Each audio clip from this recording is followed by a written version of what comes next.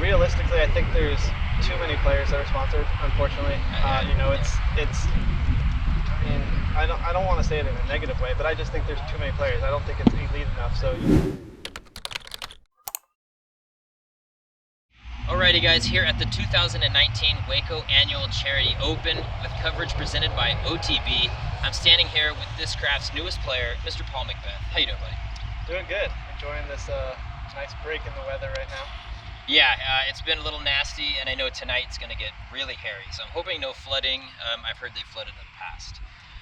We're out at Waco, and it's half wooded and half quite open. How do you feel like your game is set up for that?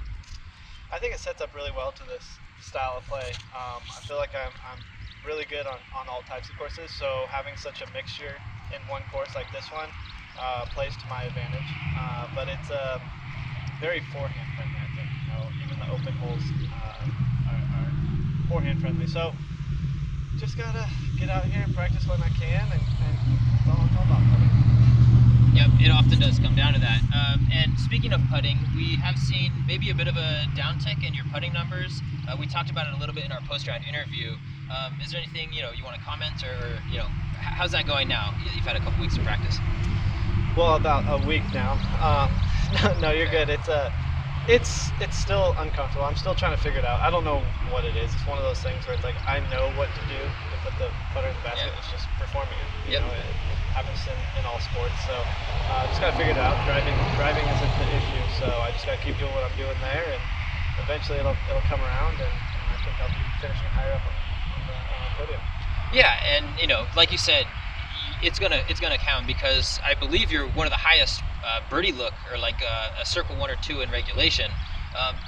One of the biggest storylines, obviously, in the off season was you switching to Team Discraft. How's the transition been going, and how you feeling overall with that?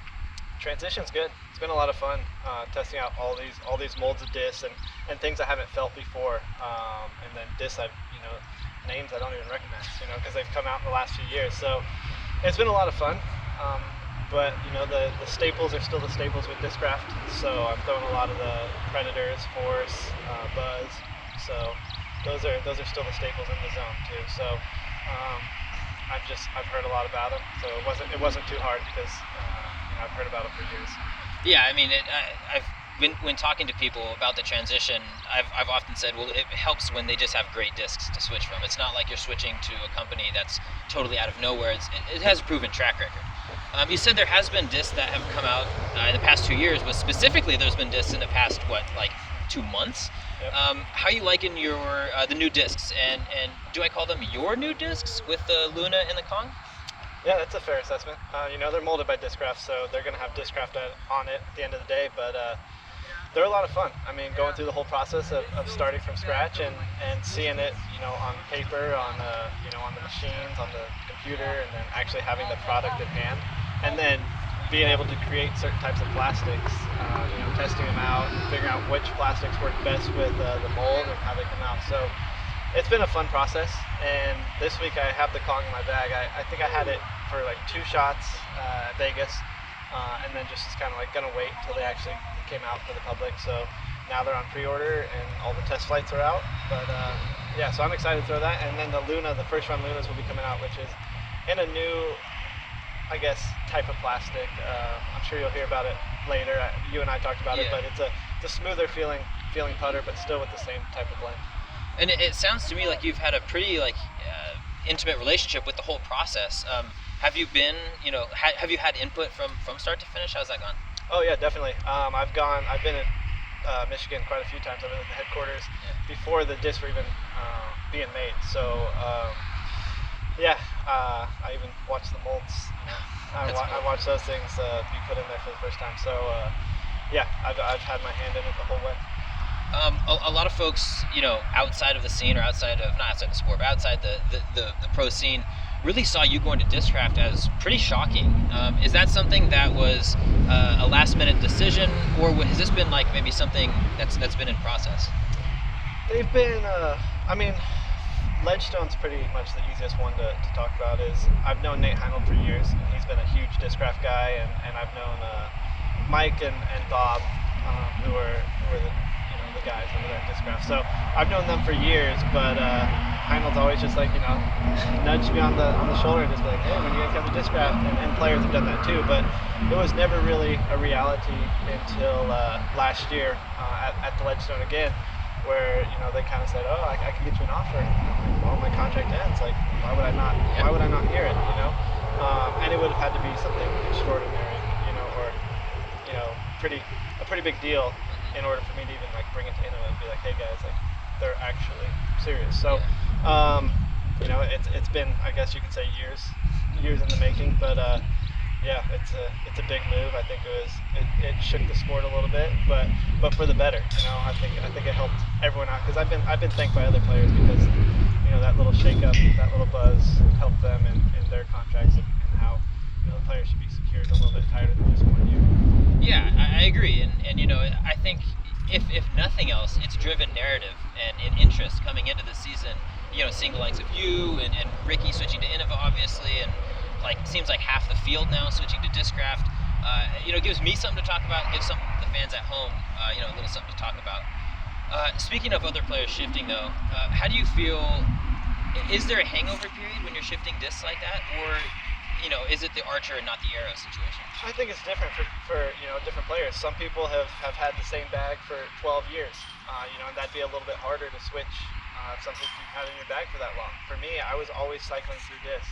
It might be the same mold, but they're different year to year. So I was always someone that cycled through it, so switching wasn't that hard. And I could see myself doing that with Discraft as well. It's just cycling through new discs all the time. So when new things do come out, which I intend to with Discraft, and continue to make new molds. So it wasn't that hard of a transition at all for me. Now it's just putting the putter in the basket. I keep saying that because that's really all I'm struggling on right now. And it's just mechanical. Yeah, it does feel that way, because you've been great off the tee, and it just feels like it's just like almost there. You're just waiting to get that big finish. So speaking of cycling discs, though, is there any more molds or anything like the Kong or Luna that are planned for the future? Yeah, there definitely is. We're working on one for sure right now. I don't know if there's two, but there's definitely one right now that we're going to be working on. I don't know any release date. We're just seeing which plastics fit best for the mold right now, and then we'll go from there. Great. Fairway driver, mid, what are we talking? The goals to have one of each by the end of the year, if not one extra. So goals 5, we'll see.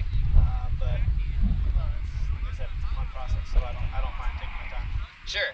And those will be, I imagine, like the Paul McBeth line discs like that. So what does that actually mean, right? Because if I'm a consumer and I'm buying the Discraft Kong, am I buying a Paul how does that break down? Because am I buying a Paul McBeth disc, or am I buying a Discraft disc, or is it a little bit more on like the marketing side where it's like a signature series? I wouldn't say it's a signature series because my name is actually engraved in the mold. I don't have the Luna with me here, which is the first one to be in the first run, but it's actually got my logo and name embossed in the disc. So I think it's, technically it's more than that, than just a signature series disc. Because I've been there with the development of the disc itself. So I don't want to define what that relationship is. I don't know if there's a term for it yet, but there's definitely more input than just a signature disc. Okay. And was that a priority for you coming over? Is that something that you negotiated, came in with the intention of, or is that something you guys built as part of the relationship?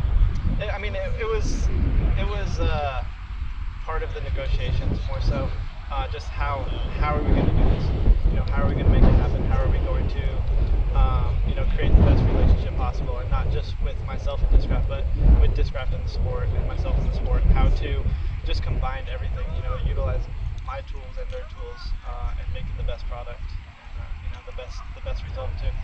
Cool. I think maybe one of the biggest headlines of the new contract was the $1 million figure that was kind of thrown around.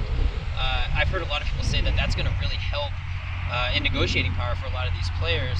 How do you feel about disc golf, compensation or salaries being public? Do you feel like that's a leverage for the player, or where do you stand on that? Realistically, I think there's too many players that are sponsored. Unfortunately, it's. I don't want to say it in a negative way, but I just think there's too many players. I don't think it's elite enough. So when you're spreading it that far out, it kind of starts to thin out, at the top and the bottom. So I think that's an issue. So if it kind of was a little bit more elite, I'm trying to think of the words, but just if it was a little bit more, exclusive. I think that's exactly what I was to going to be say. sponsored, and a touring pro, then these people might have more, and the money might be talked about more. So I think that number might kind of bring that to reality a little bit more of like, we're traveling, we're putting our lives on the line. We don't, this is, people think, oh, you're just playing disc golf as a job, but we're still athletes. We still have to train, like we still have to work, like we still have to, leave our families for 6 to 8 months out of the year. So it's kind of, if you look at it long term, like our careers last until we're 40 competitively. Yeah. So if you had to work a job for until retirement age, but you had to make that much money in a little amount of time, what is it, 15 years, 20 years, those numbers are going to look higher than they really are. So $1 million sounds like a lot, but if you stretch that out over a career, it is what it is. But I think sooner or later the contracts will be more public, and hopefully it helps the sport, and when sponsors see that number, they're like, okay, there's actually money in this, and viewers and people like you should be getting paid as well. So just the numbers, I think, in general, not just money, but viewership will increase sponsorships and everything as well. Yeah, I'm totally on the same page. I think if it was maybe a little bit bigger of a deal to be a pro, like I don't know, like a pro card type of deal, kind of in the PGA, then you could start to see real legitimate numbers. I appreciate your perspective on that. The wind is picking up a little bit as we were sitting here talking. I heard that there's going to be some nasty winds tonight, but not so much in the tournament. If it does get real windy or like rainy over the weekend, is there something that you're adjusting, or is that maybe just like a day-to-day, you'll play it as it goes? Adjusting wise, just picking the right disc. Disc selection's a lot bigger, a lot more important when the weather changes or shifts like that, especially whether it's rain or wind or whatever it can be. Disc selection, plastic selection, mold selection, all the above does change, but usually when the wind comes up, you just get a more overstable disc, and you probably have to sacrifice some distance unless the wind is in your favor. So. I'll be ready for that. Good. In years past, we've seen Big Germ and specifically Nate Parkins really shine at this course relative to others. Do you think there's something? You said maybe it is sidearm oriented. Is that the reason why we see guys like that really excelling on courses? This course? I don't want to say that's the only reason. They're definitely playing well to get to that spot, but I think they do tend to favor that style shot in the woods, especially. The trouble isn't necessarily there for the forehand. You kind of dump it out or saw it off the forehand and still be okay. Where if you do that with the backhand, you're in the bushes, you're in the junk. So I don't want to say that's the only reason, but I do tend to throw a lot more here than normal, which is good. I like the challenge. Sure. Is that the zone going to be coming out? I saw you at Wintertime Open specifically throwing it on really long shots. Obviously we're dealing with very different repertoires in our disc golf game, but you're really stretching that out. Is that you're almost throwing it like a mid? Is that like how you intend to be throwing it? Yeah, it's one of those discs that's just right in between a putter and a mid, to where if I want to touch shot it, I can. If I want to power it, I can. It's got that stability to it. So I do like throwing it a lot. But at wintertime, I was still trying to figure out which is the best forehand driver for me, whether it's a overstable fairway or distance driver. And I've worked that in a lot more now. I'm going with the Predator, which a lot of people don't forehand the Predator, but I tend to like it. I even said a few other times, like, oh yeah, it's not the best forehand disc, the Predator. So I was saying that because that's what other people were saying. Yeah. That's kind of how I designed my bag, is what other people were saying. So I started, why not just try it with the Predator? Yeah. And I fell in love with it. So I did kind of find that slot. So I won't be forcing the zone as far as I was at wintertime. So I have fun shots. Great. Well, I know you got a lot of things to do. Specifically, the Jomez guys are coming around here somewhere to play around. So they said. As the Chanimal walks by us right here. I do want to get you out on this. Do you have any words or anything you want to say to the fans at home who are rooting for Paul McBeth out there? First off, you need to subscribe to Johnny Disc Golf. What is your actual handle? Is it Johnny Disc Golf? Perfect. to catch this content. This is something we don't do normally. We don't have these kind of conversations. It's all about the tournament. So first off, subscribe, and then but just thanks for watching. Thanks for having me. I look forward to the switch and competing more, and just getting Discraft out there as much as possible, and the new discs, the new molds. But again, thanks for watching. Stay tuned. There's a lot of exciting things happening this year. Yeah, well, Paul just said it better than I could possibly advertise for myself. So I really appreciate that. And for you guys at home, check out coverage of all things disc golf right here on my YouTube channel. Hey guys, thanks so much for watching that interview. I appreciate all the views and all the support I've been getting over the past few weeks. Another thing you can do to support me though, check me out on Patreon at patreon.com/JohnnyDiscGolf, and check out Only the Best Discs at otbdiscs.com. They're awesome people doing awesome things.